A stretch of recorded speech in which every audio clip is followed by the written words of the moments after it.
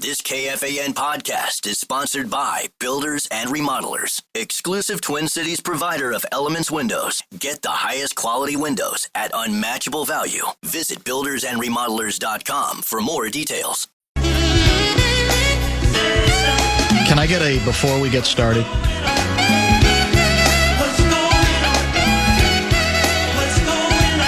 Or did we lose that one too? Before we get started, let's all say happy birthday to Elvis Presley today. Still one of the greats.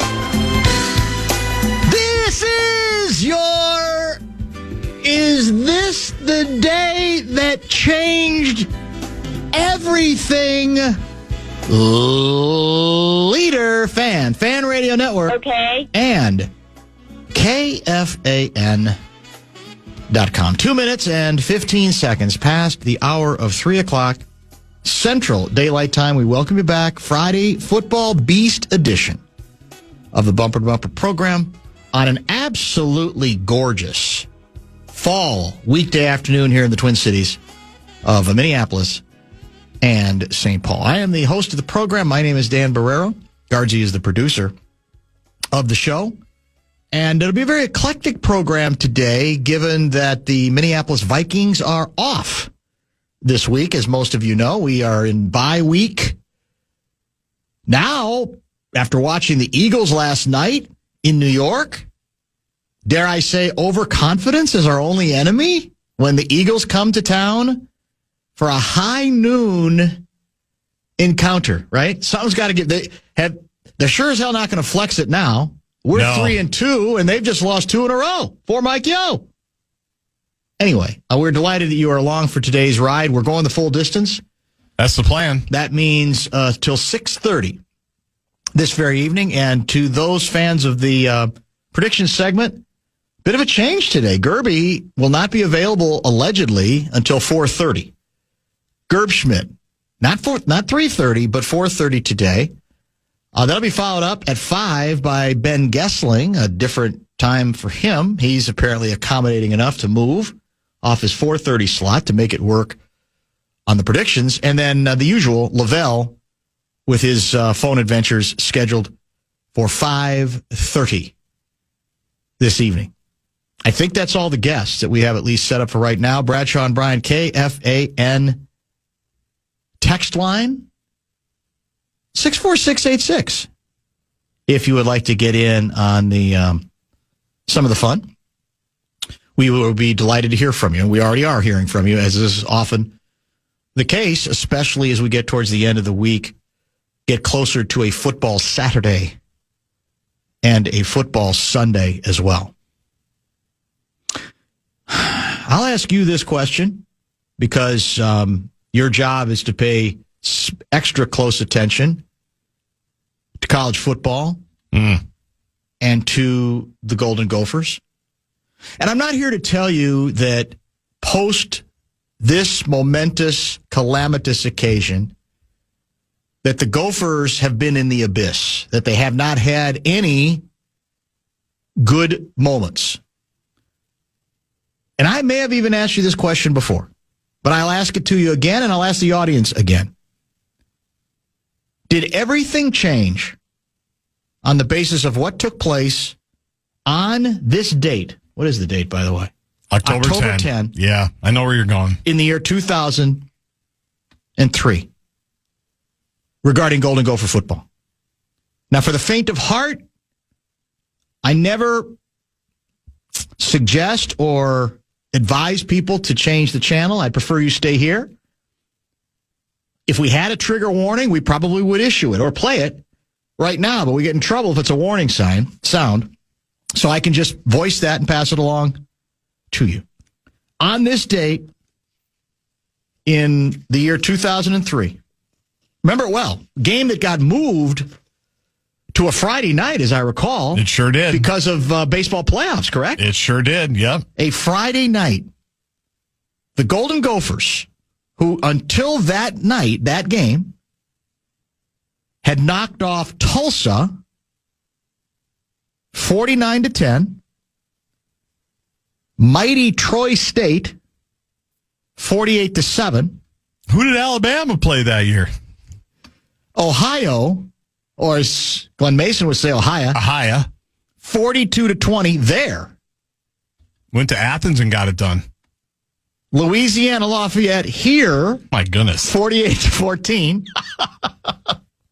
At Penn State, ranked 24th at the time, beat them 20-14. At Northwestern, actually, I don't think Penn State was ranked. I think the Gophers were ranked 24th at that point. At Northwestern, Ryan Field, we destroy the Cats 42-17. And that sets up one of the most highly anticipated college football games in Golden Gopher history.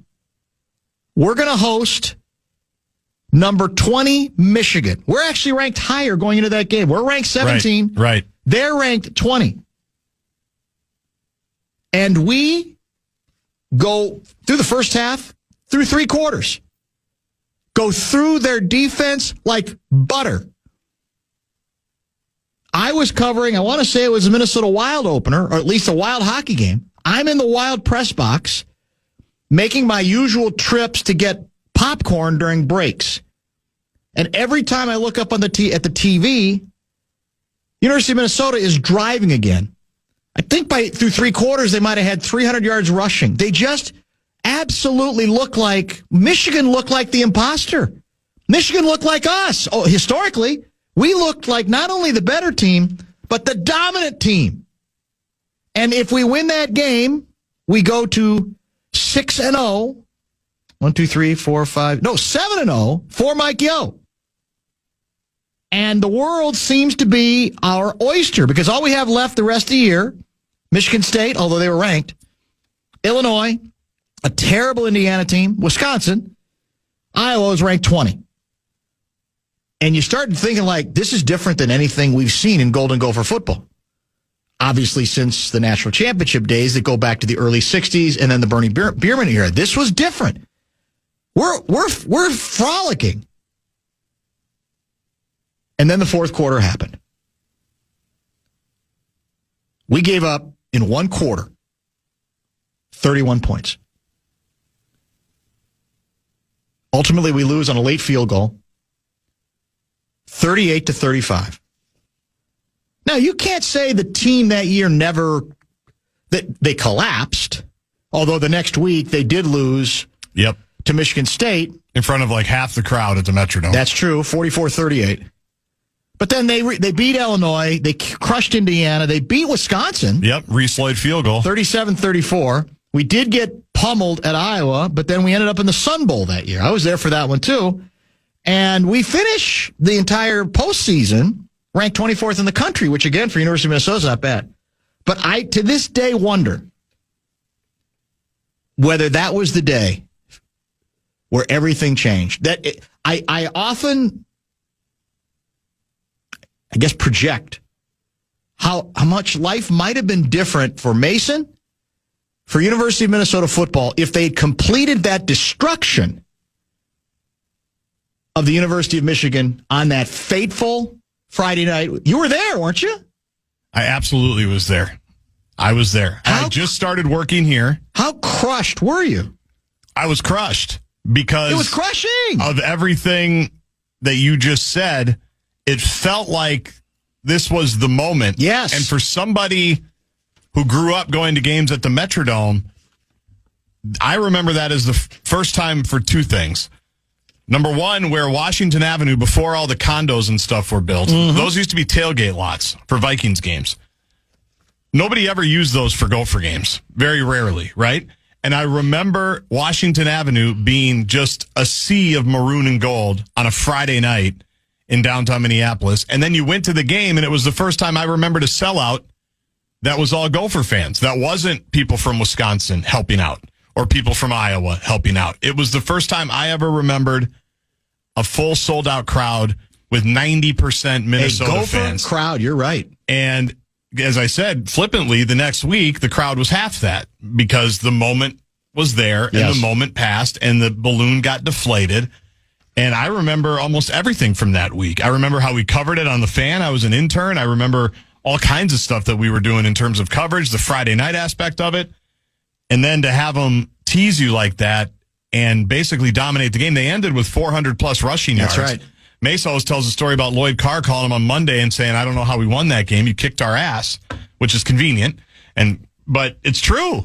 They were dominant for 45 of the 60 minutes. 62,374 at the Dome for that game. And 60,000 of them were Minnesota. The next week, Michigan State here, 38,778. It was like, that's it. Yeah, we thought we had it. Now we don't. We're bored. We're done. We get it. Same old team. Now, do you remember what happened specifically in that quarter, in the fateful fourth quarter? I remember a lot of screen passes. It began, Michigan starts the quarter with the ball. They drive resolutely. 10 plays, touchdown. It's now 28-14. Next drive, problem for the Gophers was that was the pick six drive. Assad Abdul Khalik throws a pick six. So now it's a touchdown. That quickly, it's gone from you're in control to it's a touchdown game. However, we did respond at that point. Too quickly. Abdul Khalik, 52-yard touchdown run. Right up the middle. On the next drive. You remember it well. I do. I was in the end zone, and I remember the C's parting and him just going straight down the other way. Do you remember what happened 60 seconds later? I don't. 52-yard touchdown pass to Braylon Edwards. Oh, yeah, he's pretty good. Michigan then gets a rushing touchdown from your guy, Chris Perry. A field goal from Garrett Rivas. And now we're down 3. It's 38-35. We have the ball. And I don't remember how many yards this one was. Somebody will tell us. Dan Wadasona might. Abdul Khalik had a big run on what would have been at either a game-tying field goal drive or a game-winning touchdown drive. But guess what happened? In fact, I think it would have put Minnesota at the 50 or near there. Clipping. Play negated. Allegedly. Well, that's it. There you go. And I believe he threw a desperation pass not long after that. His second interception, and at least this one wasn't also a pick six. And we lose. I couldn't believe it. In fact, I had a hard time. I'm not sure I watched any hockey that night, much to the chagrin of Kevin Fulness. Because it was, you really felt like, well, this is something historic here. We haven't, because I had suffered through covering a lot of bad Gopher football. For sure. Man, the Wacker years, oh my God. It was bad. It was really bad. And ultimately, like I said, the Gophers won their bowl game that year, I believe. Didn't they win that game? I think they did. Yeah, I think they lost in 99, but I think they won that year. Yeah, they won 31-30. That's 2000. We're talking about 2003, correct? Yeah. So I wasn't at that game. You're right. I was at the Millennium Bowl. Right. One. Against Oregon. That's it. But we win this one 31-30. And so, again, we finish ranked number 24 in the country. I don't know how. Look, it's an easy game of projection that they wouldn't have lost to Michigan State the next week if they'd beaten Michigan. Whoever, you don't know. Might they have been so buoyed by being undefeated that they might have run the table or had a better chance to beat Iowa? Because I don't think they were particularly competitive in that game, although I don't remember. The final score was like 18, I think, that we lost by. But I always have felt, even though no matter how many years go by, and no matter, again, what was our big year under Fleck? 19? Yeah. 2019 was obviously a good year. It could have been better, but it was a good year for sure. So it wasn't like they've never recovered, but I just felt like that was the spot. It's Michigan. Yeah. Now, again, it wasn't the Michigan of, recent Harbaugh vintage or Bo Schembechler vintage, but still Michigan. They won the Big Ten that year and went to the Rose Bowl. There you go. That Michigan team was 10-2. You can't get, when you're this kind of program, you've got to do it when you have the opportunity to do it, because so rarely do you have the opportunity to do it. Exactly right. That's how I felt. I was thinking about that week in a way because Missouri has Alabama tomorrow in Columbia. Mm-hmm. And Missouri has been, a good program. They've had moments. They're in the SEC now, but they've been building for a year like this and a game like this. And Alabama's not Alabama of Nick Saban, but they're still pretty damn good, right? And so they're kind of in that mode tomorrow. Like, this is the game. This is what you've been waiting for. You have your opportunity now to announce that you're on the big stage and ready for the big stage. And let's see what they do with it. Because for 3 quarters, like you said, they were good. People were just beaming. They were a really good team. Because none of it it wasn't like trickeration. Nope. It wasn't fluky balls tipped off hands. It was Barber and Maroney. They barbecued them. Yep. At the line of scrimmage. They were easily the better team until they weren't. And then they lost. And then they lost the next week, too. The double whammy. A lot of text coming in. That was my first Gopher game I ever went to. Yeah. Was right beneath the scoreboard in the nosebleeds. Because the nosebleeds, you needed those seats. It was full. Unbreakable is what he says. I remember watching the game in my basement in Pine City with my father and recalling him saying the game's not over. I was busy celebrating. Wow. He indeed was right. Why didn't you ask Mace about the anniversary? Dan? Well, if you want me to be honest, because I have a heart. No one believes me.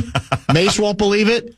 We have talked to him about that. We've talked to him about it a lot. Many, many times over the years. It's probably the game he gets asked about more than any game in his career, don't you think? No question. More than any victory, probably.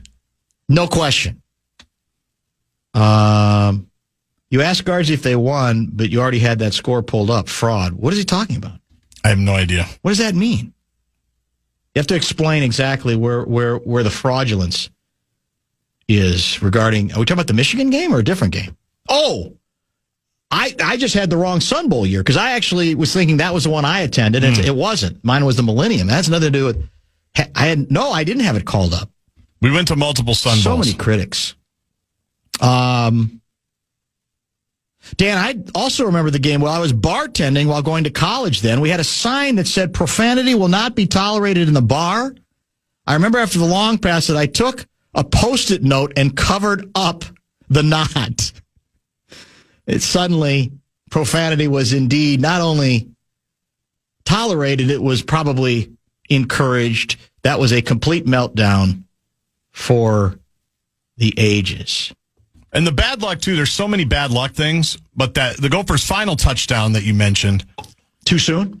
It was just too quick. Yeah. Because they had clearly solved something with the Gopher defense that they were exploiting in the fourth quarter. And once you get, the pick six, and once you when you're down that big, you throw caution to the wind, right? You basically can just do whatever you want because the game is essentially lost in your mind. What do we have to lose? But I remember thinking at the time, I feel like he scored too fast. The Gophers' advantage would be hold the ball, run the ball like you've been doing all night, the whole game, and milk the clock, and let's get the hell out of here. But you can't tell a guy not to score, especially from midfield. No, I mean, you can't say take a knee or get to the 5-yard line and then fall down, and then we'll try to run like 6 more. We'll try to do 5 tush pushes from the 5. There was still plenty of time left in the game, but it was just they scored so fast it got Michigan the ball back. Exactly right. A lot of good text coming in regarding that. And, that's 22 years ago? Yeah. I mean, that's a while, but it's not so long ago that it's impossible that a lot of people in our audience can remember it, and a lot of people wouldn't necessarily. And I mean, people, like we said, might have even been available. What I can't find, this is sad, I looked via ESPN.com, and they've got the box score on it, or I should say they have team stats. No, that says unavailable too. So this must have been one of those deals where it's, for whatever reason, the statute of limitations has run out of the game, or maybe Mason demanded that you try to take away much of the record of it. Because what I want to remember is what our running backs had, each of our running backs. If you can find that, let me know. Maybe via a Gopher website or someplace else. ESPN, the box score won't come up. I'll be able to find it. They'll have the game book. 38-35. But it was over 400 yards rushing, I remember. I do remember that, too. Yeah. You had Lawrence Maroney and Marion Barber III. Yeah. They were clinical. They were ridiculous. All the nostalgia is a swift kick straight to the grief bone. That's a good term, the grief bone. I haven't heard that one before. Which bone would be the grief bone? Well, you pick. You choose. You pick. Can you ask Waylon the next time that she's on if the story of her saying, "What the bleep is he doing?" regarding Abdul Khalik's pick six, if that's an accurate story. That's not one I know. Sounds like something Lindsay would say. Is it possible Waylon would say it? Yeah. Yes. In the moment. I mean, she's a competitor. Yeah, there's no question. Marion Barber III that night against Michigan. Okay. 21 carries, 197 yards. He averaged 9.4 yards a carry. Almost 200 yards, him alone. Asad Abdul Khalik, 9 carries, 106 yards, including the 52-yard touchdown. Lawrence Maroney, Lomo, 9 carries, 81 yards. You can't make that up. So the starting running backs averaged 9 yards a carry or more against Michigan. Now I'm gonna suggest that somewhere there's a researcher who's going to be able to tell us that there has never been another college football game ever played in which a team with 2 running backs who each averaged 9 yards a carry and had as many carries as each of them had ever lost that game. I can't imagine any other team losing. Both your ball carriers averaged 9 yards a carry, and you lost the game. It's crazy to think about.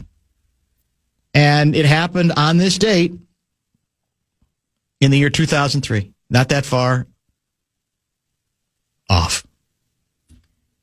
I'm sorry. What are we bringing up the rest of the show? Why? I mean, are we going to tackle 98 too? I know.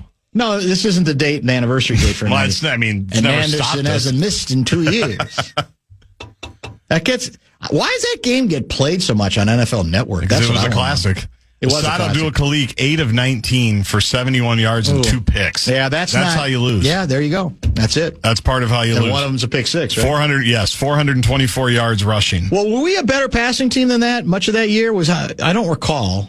I know we were built on the ground, but I'm wondering if we were a little better. Yeah, I'm sure we were a little bit better because that's not good. That's not very good. That's really bad. Who was their top runner?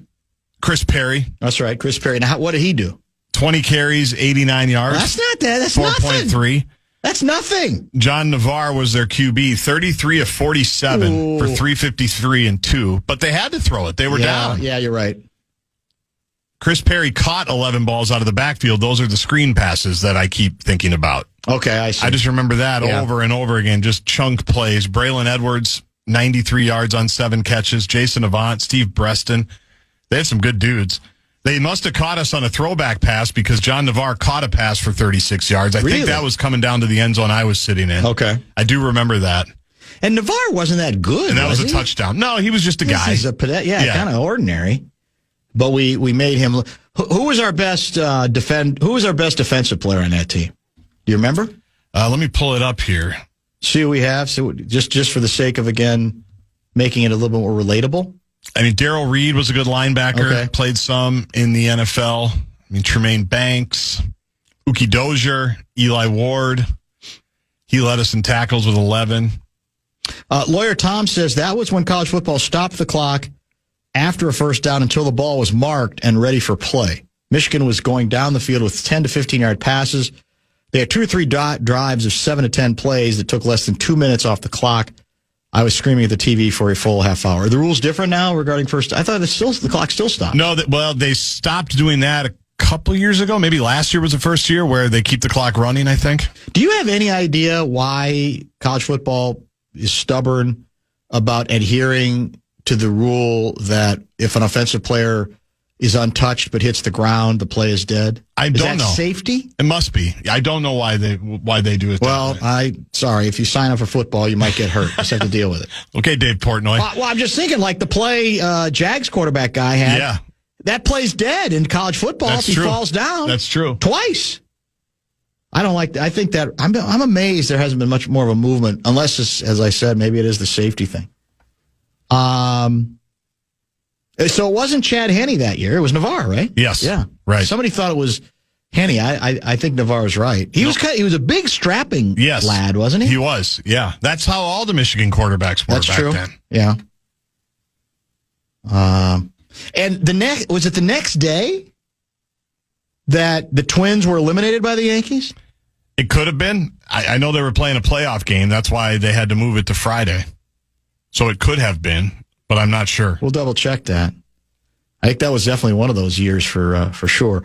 By the way, for those wondering about football picks, they are coming. But Gerby apparently had some sort of WisDot meeting that he could not get out of. At least he claims. A Friday meeting? I don't know if I believe him. There might be more to the story. There usually is with him. But his picks are scheduled for 4:30, an unusual time today. 4:30, Gessling 5, and Lavelle E. Neal III will join at 5:30. Let's try to get some bonus bucks going. The Fan and 2 men and a junk truck want to give you a shot at bonus bucks with our National Cash Contest, and cash is the first keyword of the afternoon. Go to KFAN.com and enter the keyword cash.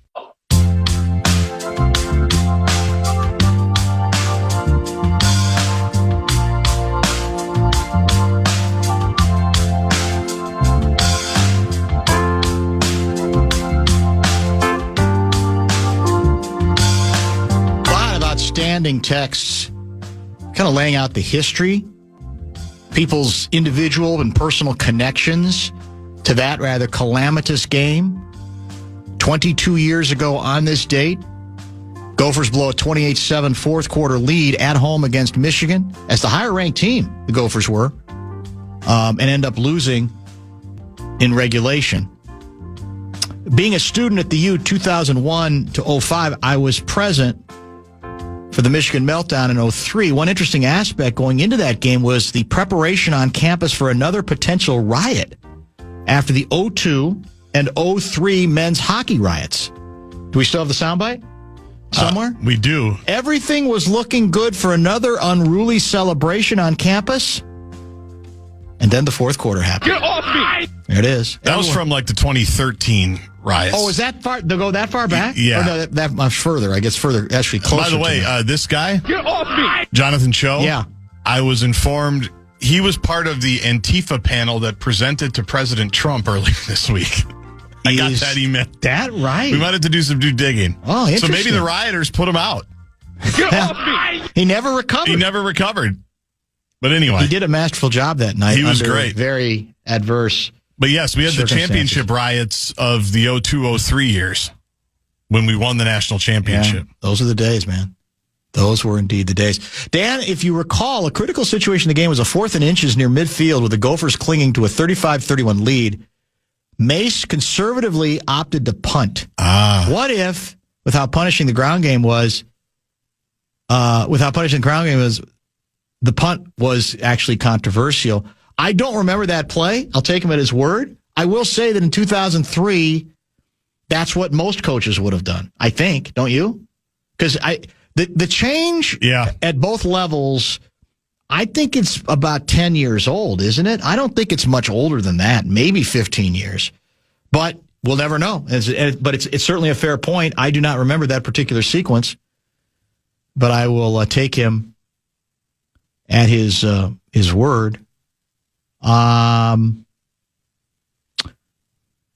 Well, there was one more I want. Oh, Chris Perry was Michigan's leading receiver, 11 receptions. Yes. Running back, by the way. Mm-hmm.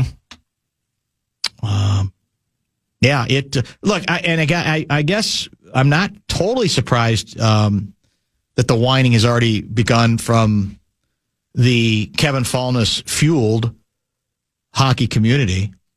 Wild just smoked them 5-0. We're talking about this stuff? I love you, Paul. I love that you listen. I appreciate it. I'm sure you're tickled pink about the way the Wild started the season. It's a nice start. Took care of business. Scored well when the Blues try to kind of dominate. Our newly compensated goaltender handled it beautifully in period 2. Special teams, weaknesses a year ago, were not in this game. But I'm just going to I'm going to warn Paul now, and I'm going to warn members of the hockey community. And they may not like it. I actually think they should love it, but they may not like it because they're a sensitive lot. We're upping the standards and the expectations and the demands on this show. I can't speak for other programs, but I can speak for this one. It's time, man. It's time. So the unfortunate dilemma of the team is they can't fast forward to the playoffs. I get that. But We are going to hold back on, at least on any major enthusiasm about this team until I see a payoff to get out of at least round one. Sorry, it's time. And if you want to enable them, shoot club, hey, great opener. We had a great opener last year, I think, and didn't we? We started the season great last year. But we're at a point now where we got to up the ante a little bit. We got to up the heat. We're out of the salary cap hell, allegedly. We got young people that we want to play if they'll show they're worthy of it. They've been highly touted. Now they got to prove it. Kaprizov has got his money. The goaltender has gotten his money. So I'm not demanding Stanley Cup title or bust, but I'm saying, no, we're a cute little start to the season is we're not going to play that game anymore. If we ever did, we certainly haven't played a lot of it the last few years, but this year for me especially, I ain't playing that game anymore. I can't do it. I would think this is the state of hockey. Instead of being defensive about that, I would think you'd agree with that and say, yeah, it is time. I get it. Grade on a tougher curve. It's okay. We encourage it because we're the state of hockey. Haven't we graded on a curve long enough for various reasons, at the pro level at least? So smoke them if you got them, but I go ahead and raise the commemorative print to a dominant opener. Was it 5-0? Is that the final score? Against a very average St. Louis team. Now, see, that's not going to help him. He's going to be a bitter, but it's undeniable. So come on. It could be Paul's a Fallness burner account. Could be. That would not even surprise me. Is that Paul Fallness? Yeah. Vikings have done whatever. I can't stand the hypocrisy. Well, there's two problems with that. Actually, three. Can I name them in order? Let's start with the most obvious. What's the name there? No name on this one. 320 guy. I don't know how long 320 guy has listened to the show. But if he thinks the Vikings have gotten a pass on this program for its postseason no-shows lately, he's listening to the wrong show or he's on another frequency. Now, football is always different because there are only now 17 games. So each game can feel like it's something more. Also, the built-in broad level interest in the Vikings is on another level. Undeniable. But how often do I bring up on this show, we love KOC, we love a lot what he stands for, we love what he has to say, blah, blah, blah. But sooner or later, you got to make a move. Similarly, they have not even won a single playoff game. Have we not said that on this show? Over and over? Come on, man. The calendar of calamity has not spared the Minnesota Vikings. No, unfortunately for me, we've discussed a lot of the NFC Championship game meltdowns, including 1998. And I share my memories. And even more recent every ones, time. For sure. Of course. Playoff debacle against the Rams. Weren't we favored to win that game? I think we were. We weren't even competitive in that game. So there's a hockey fan bitter with your suggesting St. Louis is average. They made the playoffs last year. Can't you make the playoffs and be average? I mean, how many teams make the playoffs? It's 16 still, right? It is. You can be pretty average and make the playoffs, right? I think Russo called them like the Central Division wild card team. Correct. They're kind of a wild card. We'll see. They might be sneaky. They might be plucky. But I also remember listening, I think it was to the Wild broadcast last year or the year before, and they were talking about their big rebuild and how it was going to take some time. So, they're just okay. Yeah, they're certainly not considered upper echelon at this point. Maybe they will emerge. They were a few years back when they knocked us out of the playoffs in the first round. Well, everybody's done that, though. Pretty much, don't you think? But wave your LED towel tomorrow night, everybody. If the playoffs started today, the Wild would be in like Flynn. Yeah, well, that's... Cannot be controversial. Although you reminded me, we don't go to 84 games until next season. Is that correct? According to Fallness, who immediately corrected me last night on it, I thought we were on top of everything. We were pretty close. I'm just impressed we knew they were expanding to 84. No, I'm glad you reminded me because I did remember it, but I couldn't even recall which year it was going to be. But you think it's going to be next year? That's correct? what Kevin told me, and I trust him. You'll report when the quarterback gets a hangnail, though. Yes. Yes. We will. Yes. Yes. I don't know what to tell you. We will. 3-2-0 guy, you can't be this naive, can you? You can call it unfair. But I'll ask you again. I mean, when is let's try to put an end to this nonsense. Can you name me the last time the Minnesota Vikings made it to the NFC title game? That would be the Minneapolis Miracle year with Case Keenum. How many? 2017? 2017. Yeah. A while ago. Yep. But 17. Can you name me the last year, the only year, in which the Minnesota Wild made it to the conference finals? The same year we're talking about with Gopher Football right now. Exactly. 2003. Hey, come on. So even if you want to measure on that standard, it doesn't hold up. But it's the hockey community. They're all excited. You know, they want to believe badly. And 5-0. Good looks, God, you see that? Looks good in the box score. Nobody has more points than we do right now. You can't. Right? Can't. Don't believe.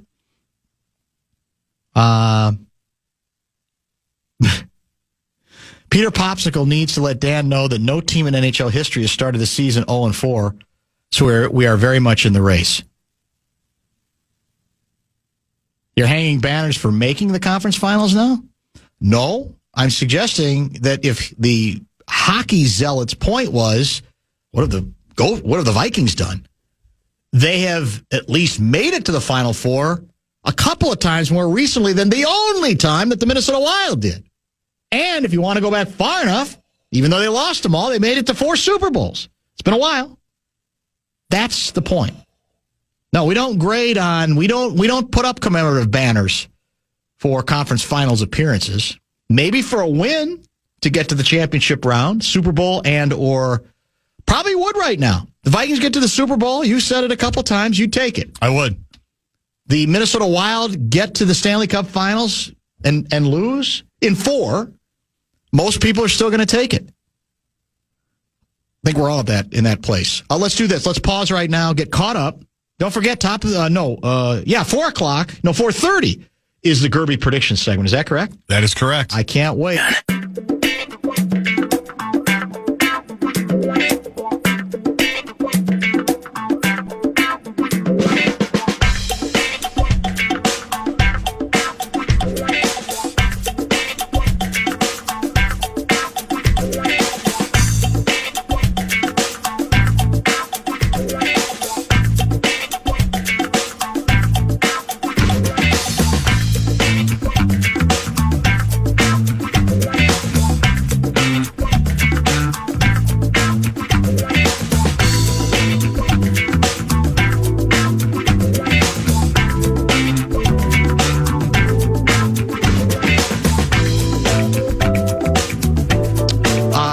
Two guy writes, oops, no team in NHL history has started 0-4 and won the cup.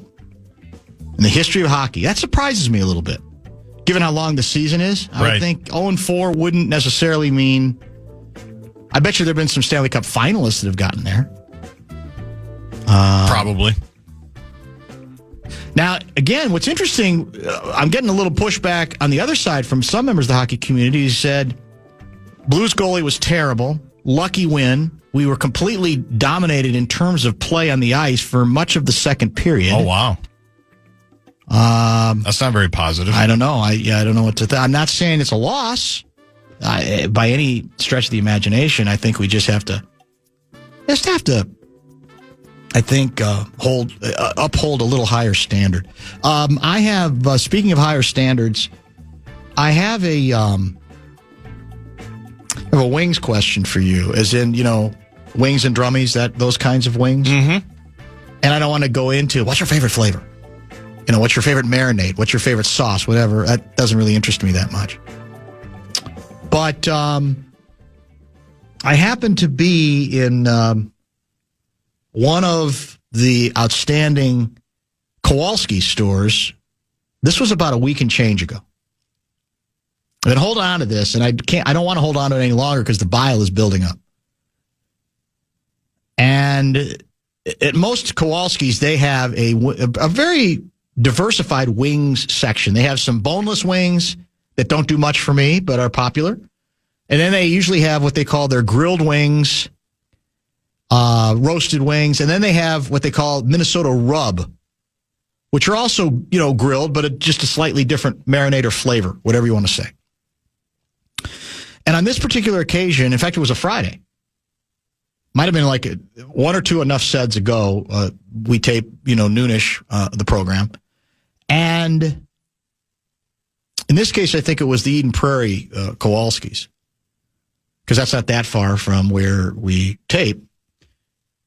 And there was a guy in front of me waiting for wing. It looked like the main grilled wings was the pot was just about empty. Okay. So it looked like he was patiently waiting for, maybe he even had asked, hey, you got more wings coming? Next and batch. They said, big batch is coming. Stay tuned. So I get a couple other things done. And I come back, and there's like an enormous vat of wings that have now been slapped down in this particular, bowl, or pot, whatever you want to say. And this guy, I'm not offended that the guy who had been waiting filled up 2 large containers of wings. Because again, you got something big going. What do you're there. It's, all's fair in love and war. But what did offend me was he literally took every single drummy section of the wing. Everyone. Yeah. It's time. We need wings monitors who have the good sense to make the tough decisions and to say, I get it. Most people like the drummy more than what do they call the other part? There's a name for it. Yeah, I don't know, but I would just say the wing part. Most people love the drummy part better, and we all do, including me. Most of the time. I think I like the wing part better. Well, okay, you might be right. I don't love the drum all the time. So, actually, if it's too chunky, I don't either. But regardless, you're going to need to establish some drummy monitors who have the good sense to say, all right, I'll accept 75-25 because that's what most people do. I'm not going to accept 98-2. We are rejecting that percentage. Put some of the damn drummies back. Or I'm going to watch and say, that's it. And the drummies. Limit 8 drummies. Shouldn't there be enough self-censorship going on that you say, well, in good conscience, I can't leave with where the remaining wings. There is literally not a single drummy left. Or if it was, I did find one. It was like buried. The only reason he didn't take it was like buried. He didn't find it. No, under 3 or 4 of the others, and it was kind of scrawny looking. That was it. There should be, in all honesty, we know there's not enough people working to have wing monitors, and most of them won't have the guts, especially in Minnesota, to say, hold on, that's enough. Yeah.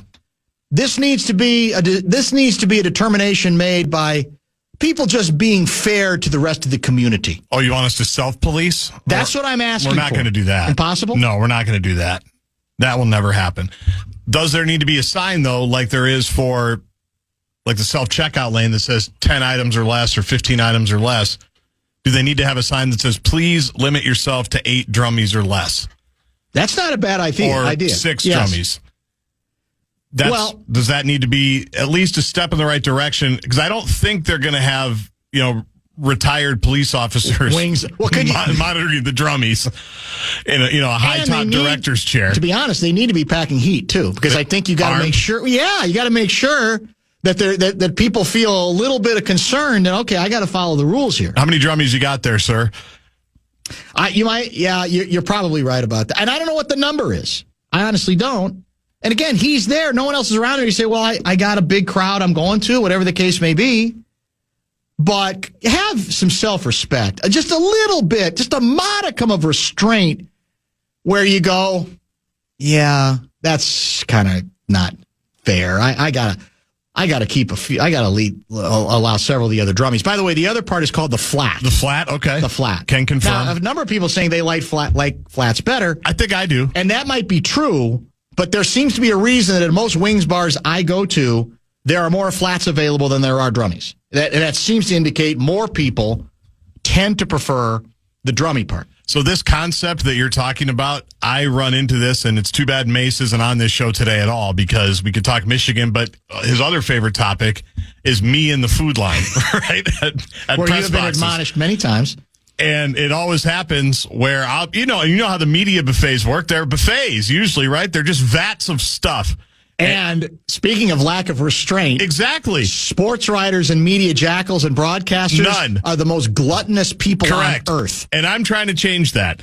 So I'm in the middle of the line at Ahia Stadium. Yes. And I've noticed that, I don't even remember what it was, the chicken mastacholi or whatever we were eating in Columbus is getting a little low. And I got 52 people behind me, right? So do I want to be the guy that just cleans out the tray? I don't know when the Redcoats are bringing the next one. So what do? You just take a modest amount. Take a couple shells. That's and responsible. If I have to come back, if I'm still hungry, I'll come back. Probably will be. Which I probably will. Yeah. But I'm not just going to bury it while I got 30 people behind me because of what you just said. That's responsible. We exist in a society, right? There need to be some kind of norms. So I left a few shells in there. Did you get rewarded? I mean, did anybody notice and say thank you for leaving some behind? No, but you don't do it for the thanks. No, Dan. you don't. You That's just true. do it because you want to be a good person. Yeah. But I am. So I'm thinking about being that guy at Kowalski's. I probably would have thought, hey, do you want drummies? What you've been waiting here for 25 minutes like me. Do you want a couple of drummies too, or do you want the flats? I might have checked in on you. By the way, Zach writes, Dan, that was me. All I have to say is you should have gotten there sooner. That's a dog-eat-dog guy right there. That's like, bleep you, it's your problem. Yeah. At Kowalski's, they can afford armed drummy cards. They probably could, actually. Good point. That's probably true. Flats are far and away superior. Shame on you. Well, that's just taste, though. And again, I do not dislike the flats. If the drummy, where's the sounds? If it's too plump, got too much meat on it, I actually don't like it as much. I'm not sure that I enjoy the flavor quite as much. So I end up going to a decent number of flats. I just want the option that... Yes. You'd like to choose. Yeah, I'd like to be able to have the chance rather than this jamoke who basically had two massive containers, and every bleeping one of them was a drummy. It's like, God, man, it's okay. There's no storm coming. It's not like you're going to have another chance at him. He might have had Eden Prairie football tailgate he had to get to.